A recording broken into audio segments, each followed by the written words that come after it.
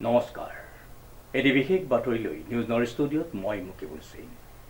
ঐতিহাসিক বালিগাঁও গৰখীয়া দলৰ সমীপত এক শুভক্ষণত সংযোজন ঘটিল এক অত্যাধুনিক সা সৰঞ্জামেৰে এক শৰীৰ চৰ্চা কেন্দ্ৰৰ নিউজ নৰ্থ এক বিশেষ প্ৰতিবেদন। ঐতিহাসিক বালিগাঁও গৰখীয়া দলৰ সমীপত এক শুভ মুহূৰ্তত সংযোজন ঘটিল এটি অত্যাধুনিক সা সৰঞ্জামৰ শৰীৰ চৰ্চা কেন্দ্ৰ।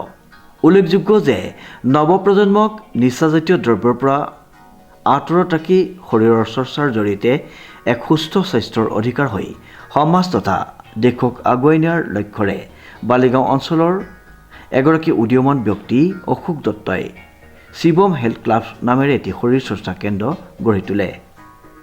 ইতিমধ্যে এই যোৰহাট গৰখীয়া দল শিৱ মন্দিৰৰ সন্মুখত শিৱম হেল্থ চেণ্টাৰ নামৰ এই প্ৰতিষ্ঠানটো আজি উদ্বোধন কৰা হ'ল। বিশেষকৈ মই অতি গৌৰৱান্বিত এই এনেকুৱা ভিতৰুৱা অঞ্চলত আজি এনেকুৱা এটা মাল্টিজিম হৈছে, অত্যাধুনিক মাল্টিজিম। আৰু বিশেষকৈ এই মাল্টিজিমৰ স্বত্বাধিকাৰ অশোক দত্তকে প্ৰমুখ্য কৰি তেখেতৰ পৰিয়ালবৰ্গক মই কৃতজ্ঞতা জনাইছোঁ।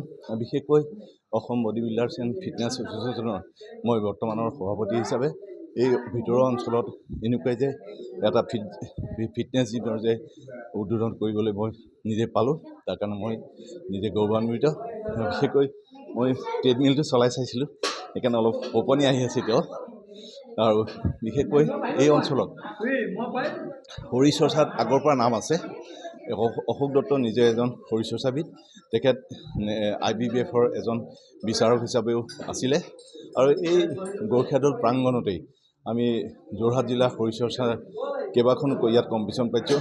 আইৰণ গেমছ এণ্ড বডি বিল্ডিঙৰ প্ৰতিযোগিতা পাইছোঁ।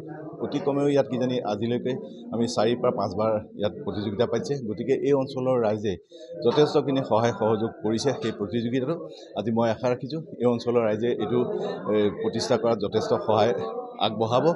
বিশেষকৈ যুৱকসকলৰ মাজত যি যুৱ উশৃংখলতা, সকলো যুৱকৰ কথা মই কোৱা নাই, বহু যুৱক আজিকালি ড্ৰাগছৰ প্ৰকোপত পৰিছে। মই ভাবিছোঁ এই অঞ্চলৰ যুৱক যুৱতীসকলে এই চেণ্টাৰৰ যোগেদি যথেষ্টখিনি মানে সুবিধা লাভ কৰিব পাৰিব আৰু সমাজৰ কাৰণে তেখেতসকলে যথেষ্টখিনি কাম কৰিব পাৰিব। কাৰণ এজন সুস্থ সবল যুৱক হ'বলৈ হ'লে যুৱ আৰু যুৱতী সকলোকে মই কৈছোঁ, যুৱক হ'বলৈ হ'লে আমি নিজৰ পঢ়া শুনাটো ভাল কৰিবলৈ হ'লে এজন নিৰোগী হৈ থাকিব লাগিব। আৰু সেই নিৰোগী হোৱাৰ একমাত্ৰ উপায় হ'ল এইবোৰ শৰীৰ চৰ্চা ক্লাববিলাক।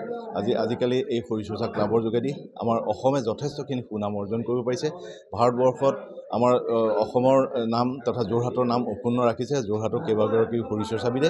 মই এই এপাহতে সকলোলৈকে মই শুভেচ্ছা জনাইছোঁ আৰু এই অঞ্চলৰ ৰাইজকো মই কৃতজ্ঞতা জ্ঞাপন কৰিছোঁ।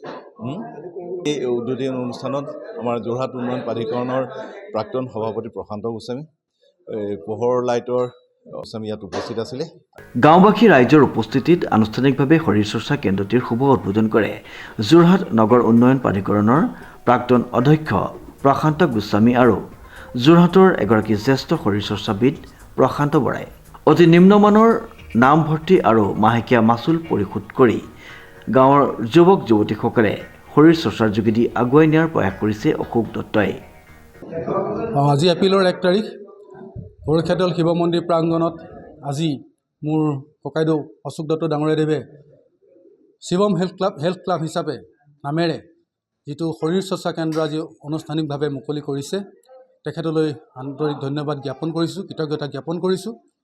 যিহেতু এটা অত্যাধুনিক প্ৰযুক্তিৰে এই শিৱম হেল্থ ক্লাব গঠন হৈছে, আজিৰ যুগৰ লগত খাপ খাব পৰাকৈ, শৰীৰ চৰ্চা কৰিব পৰাকৈ তথা মানুহৰ শৰীৰত থকা যিকোনো ধৰণৰ বেমাৰ আজাৰ, বিশেষকৈ হাৰ্টৰ সমস্যাকে ধৰি সকলোখিনি নিৰ্মূল কৰিব পৰাকৈ কেইবাটাও স্তৰত খাপ মিলাই বিশেষজ্ঞ প্ৰশিক্ষকৰ দ্বাৰা ইয়াত প্ৰশিক্ষণ দিয়া হ'ব। একেলগে প্ৰায় নাই কমেও 20জন প্ৰশিক্ষাৰ্থীয়ে ইয়াত প্ৰশিক্ষণ ল'ব পাৰিব।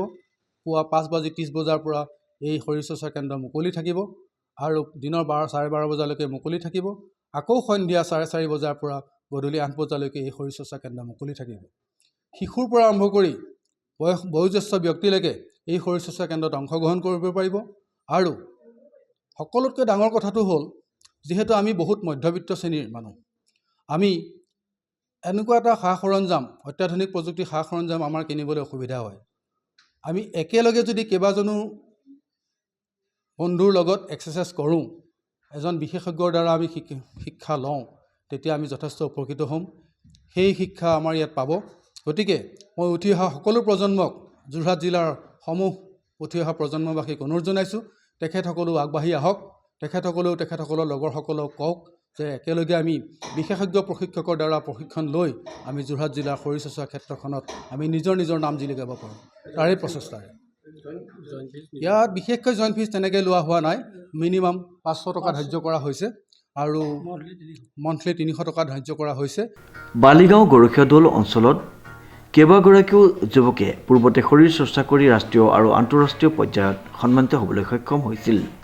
অনুষ্ঠানৰ আৰম্ভণিতে এগছি বন্তি প্ৰজ্বলন কৰে স্থানীয় এগৰাকী সমাজকৰ্মী ধৰ্মপ্ৰাণ ব্যক্তিয়ে লগতে ভালেকেইগৰাকী বয়োজ্যেষ্ঠ ব্যক্তিক উক্ত অনুষ্ঠানতে সম্বৰ্ধনা জ্ঞাপন কৰা হয় শ্ৰীমন্ত মাধৱ বৰুৱাৰ ৰিপৰ্ট নিউজ নাও